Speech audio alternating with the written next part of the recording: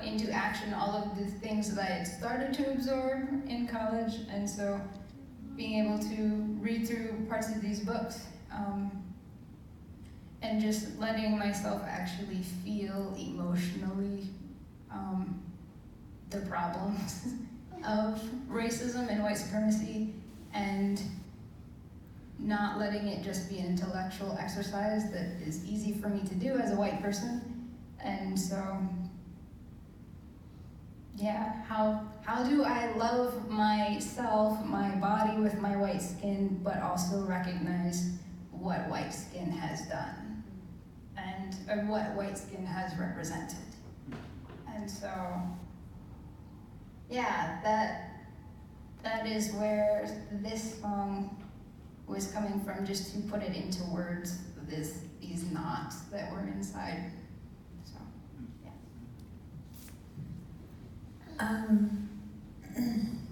I'm thinking back on some of our conversations, and you talked about while you were reflecting upon your own pain and your own, I guess, fragility, how you were being also challenged to share with a few people that you connect with. So can you say a little bit about that as you're journeying through this and you're trying to connect with them to expand their own horizons? Going home for Christmas, going home to Pennsylvania, rural Pennsylvania with lots of white people, and getting together with some of my high school friends and trying to talk to them at least a little bit about race and white privilege. And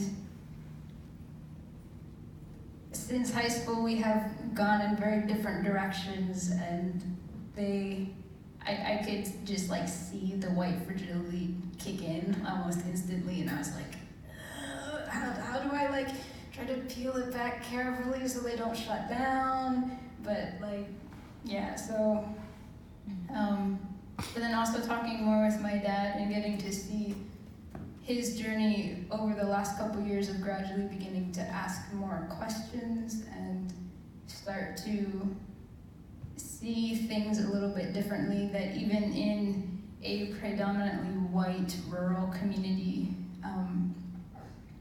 that he can look outside the community to hear other voices, and he's starting to do that. And so having patience and guarded hope to walk with him and some of my other friends in the long haul. But yeah, so just getting started into that.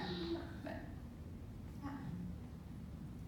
So at the end of our session, some serious things, of course, came up.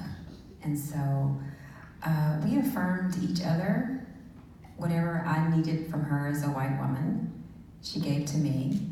And whatever she needed, did I say that right? Yeah. I did, right? Okay, good. I'm going, did I? But anyway. And whatever she needed, I gave to her. So there were tears, there was hugs, you know, so it was very powerful and healing. So I want to ask you, you heard her story, what she wrote about. Do any of you all have any questions about her journey? Okay, so anything else you want to say? Go ahead. Question about, I think the sharing these ideas with others and trying to talk to other white folk about white supremacy is really important. So if you could just share a little bit about, go into a bit more depth about how that's been for you, how whites respond. You mentioned white fragility. What does that mean exactly? Right. I have not done it much, so I am starting into figuring out what that looks like and what works for the people that are from where I'm from, in that part of Pennsylvania. A lot of those conversations start just by catching up with each other, and then I will just note things like, oh yeah, I'm trying to make sure that I have a professor of color most quarters if I can, and they'll be like, oh, okay, and not quite know what to do with it, but like, I'll just put this here because none of us white people have to think about race in this country. We don't have to, and so just to try to make it a little bit more obvious that like, oh, by the way, I'm just gonna remind you that you're white, and I'm white too, but just put that in front of you, starting with little things. But yeah, just the awareness of that I am not just an individual, but I'm part of a larger group, that took me a while to get. And so to try to cultivate that slowly, gradually, yeah. Thank you. I liked what you said about recognizing the white fragility coming into play and then like kind of balancing that, but I find myself, I get frustrated because I feel like people of color often have to do that, like kind of pander to white fragility and like, oh, Yeah. you know. So I'm curious, just sort of your perspective on like how you do that well, sort of what that looks like for you. Yeah, I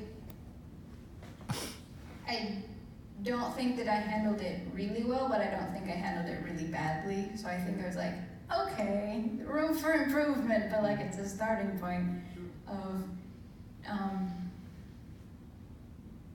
trying to explain a little bit of what white fragility is, and that there's just this defensiveness that comes up, and no one is actually in danger, like you're not being attacked. It's just this psychological, like, oh my goodness, my worldview is being slightly challenged a teeny tiny bit.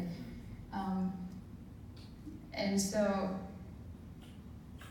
yeah, trying to press them a little bit. We were playing board games, so like it wasn't just a conversation, Right, yeah. but yeah, but also not wanting to belabor the point that it becomes a barrier in our friendship. And so trying to hit that balance of, there are things that I want you to be able to see, but I don't want to slam that on your head. And so, yeah, I'm still figuring out how to do that well, but yeah. One of my professors talked about, she's pretty involved in Black Lives Matter, and one of the philosophies is to call people in rather than calling people out, which I've been thinking a lot about. What does that mean for the call people in? Like what Monica did as far as like inviting the conversation rather than, you are such a white supremacist, I can't believe, you know, like telling her friends like how bad they are or whatever, but like inviting more conversation. And like not shaming them or whatever, but really like inviting further dialogue, which I think is good because I think can be a lot easier to call people out and say, what you're doing is wrong and whatever, I can't believe you're so ignorant. But like if you call people in, you're kind of wanting to stick with them in the process. And also affirming like, oh yeah, I'm white too. Exactly. Like I'm not saying you white people, it's like white people. I like that you're doing it, it's in the midst of a relationship. Like it's not, let's have a meeting about this. It's like as you're playing board games.